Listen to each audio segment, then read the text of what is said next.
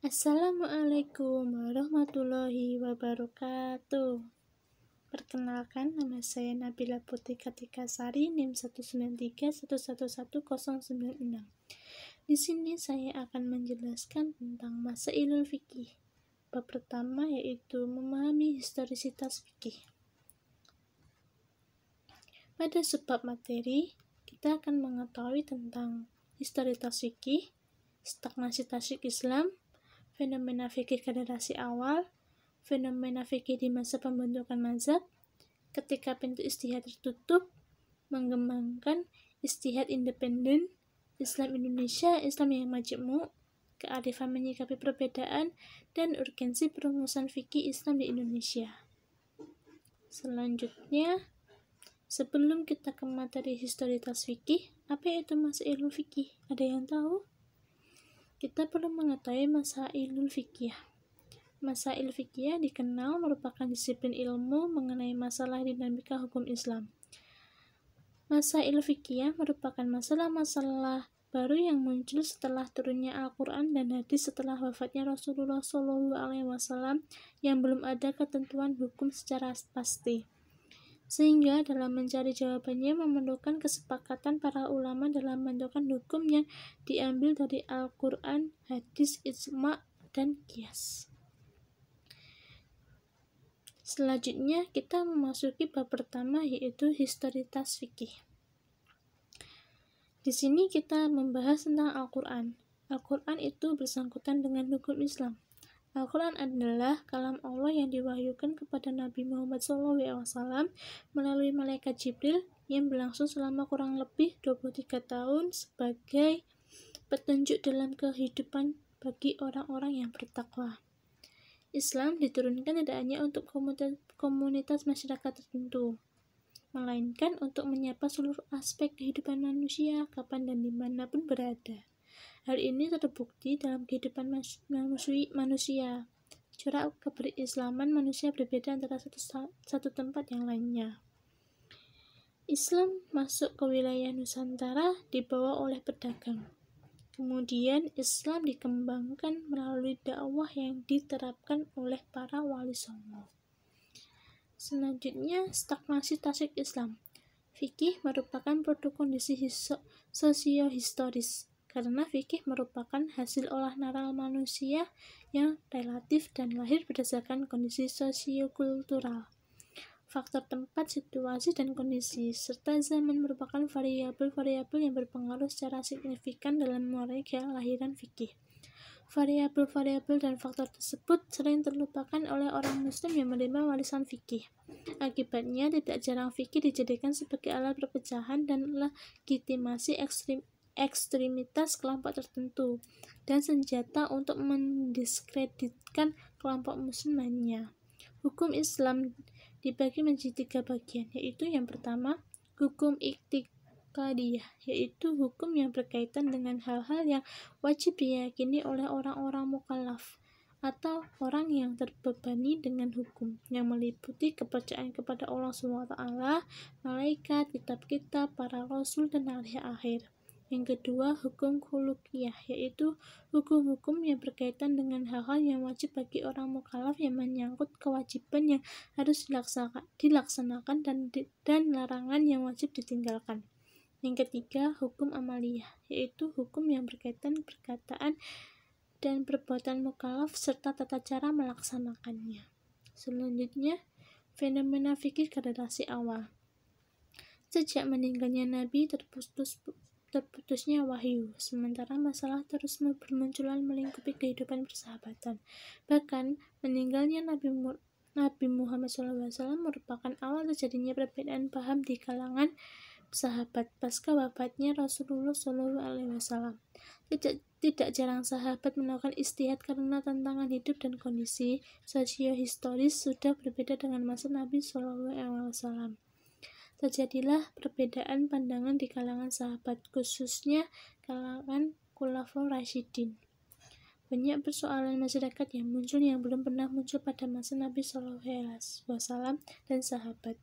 Meskipun ulama tabi'in berusaha merujuk kepada zaman Rasulullah dan sahabat, namun tuntutan ijtihad pun semakin mendesak. Selanjutnya, fenomena fikih di masa pembentukan mazhab. Sebagian ulama, khususnya para ahli sejarah pembentukan hukum Islam, memandangkan bahwa mazhab-mazhab yang dibangun oleh para imam mazhab lahir dalam kitaran pengaruh politik penguasa. Mereka yang tercatat misalnya Maliki, Hanafi, Syafi'i, Hambali, dan Ja'fari lahir dalam kisaran kekuasaan politik dinasti Abbasiyah. Imam-imam ada 4. Imam besar ada 4. Yang pertama imam mazhab, yaitu imam mazhab yang pertama yaitu Abu Hanifah, nama lengkapnya Nu'man ibn Sabit ibn Zawji, dilahirkan pada tahun 80 Hijriah di Kufah. Belajar dari ulama tabi'in Hamad ibn Abi Sulaiman. Selain itu, ia belajar fikih dari Atta ibn Rabah dan Nafi Maula ibn Umar. Abu Hanifah mengalami perpindahan kekuasaan dari Bani Umayyah ke Bani Abbas. Imam yang kedua yaitu Imam Malik, nama lengkap Malik ibn Anas ibn Malik ibn Abi Amir, nasabnya berakhir sampai Zu Asbah dari Yaman. Kakeknya bernama Abu Amir, termasuk sahabat Rasulullah SAW. Kakeknya adalah seorang yang datang ke Madinah dan menetap di sana. Ia dilahirkan di Madinah pada tahun 93 Hijriah. Ia berguru kepada ulama Madinah. Pertama kalinya ia belajar dari Abdullah Rahman ibn Hurmuz. Ia termasuk salah satu imam hadis yang terpercaya. Imam ketiga yaitu Al-Imam Al-Syafi'i. Nama lengkapnya adalah Abdullah ibn Muhammad ibn Idris ibn Abbas ibn Utsman ibn Syafi' Al-Syafi'i Al-Muttalabi. Ia dilahirkan di Guzah tahun 115 Hijriah.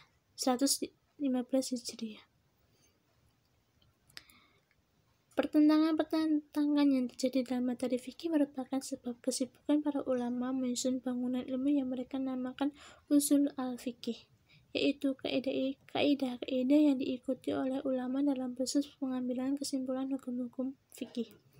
Yang terakhir, imam keempat yaitu Ahmad ibn Hanbal. Nama lengkapnya adalah Ahmad ibn Hanbal ibn Hilal al-Zahili al-Syaibani al-Maruzi al-Baghdadi.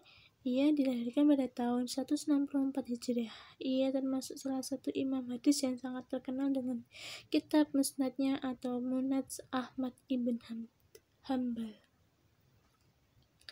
Selanjutnya, ketika pintu ijtihad tertutup, aktivitas yang menggantikan ijtihad adalah tradisi mensyarah kitab-kitab fikih dan kitab-kitab hadis. Tertutupnya pintu ijtihad tidak menutup seluruh pintu ijtihad itu sendiri. Pintu ijtihad yang ditutup adalah ijtihad mutlak dan yang tetap terbuka adalah pintu ijtihad al-mazhab. Ijtihad dalam bingkai mazhab tertentu terus berkembang dengan menggunakan metode ijtihad imam mazhabnya. Pintu ijtihad yang ditutup oleh ijtihad mutlak ini masih dalam bingkai polemik tentang sejak kapan pintu ijtihad itu ditutup. Selanjutnya, mengembangkan ijtihad independen.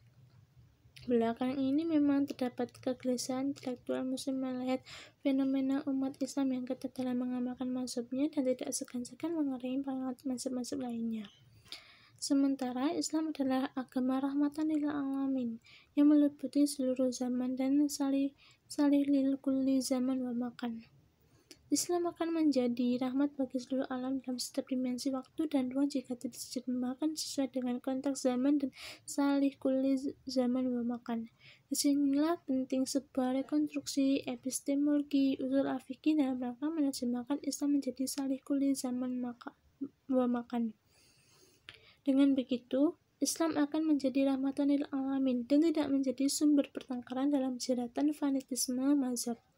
Bahwa pada masa terbukanya pintu ijtihad dan kemajuan Islam, atau ia menyebutnya kemajuan Islam pertama, para mujtahid muncul sehubungan dengan masalah kemasyarakatan yang muncul seiring dengan bertambahnya luasnya wilayah jangkauan Islam. Setelah berakhirnya periode ijtihad dan perkembangan hukum Islam, datanglah periode taklid sebagaimana diilustrasikan sebelumnya dan terjadi penutup pintu ijtihad.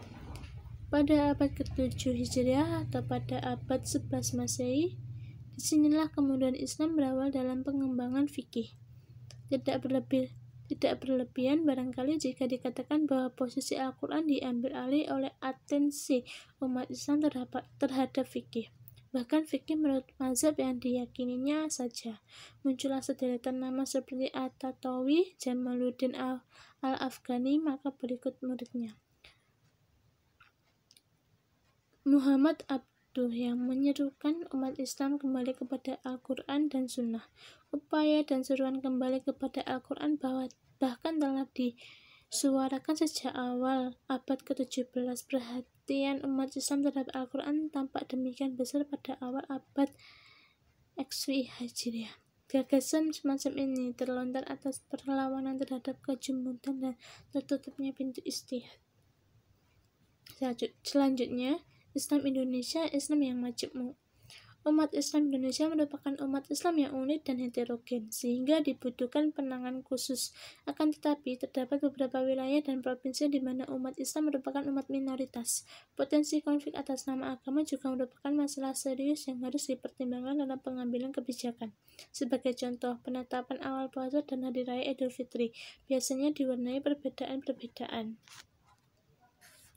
Selanjutnya, kearifan menyikapi perbedaan. Sejarah mencatat bahwa munculnya konflik dalam masyarakat pada umumnya dipicu oleh keragaman yang meningkat menjadi perbedaan, dan bahkan meningkat hingga menjadi pertentangan terbuka. Hal itu seringkali terjadi dalam kehidupan bermasyarakat, karena keragaman atau perbedaan lalu menimbulkan permusuhan, disintegrasi, hingga pertumpahan darah. Hal yang demikian itu terjadi jika keragaman dipahami dan disikapi secara negatif.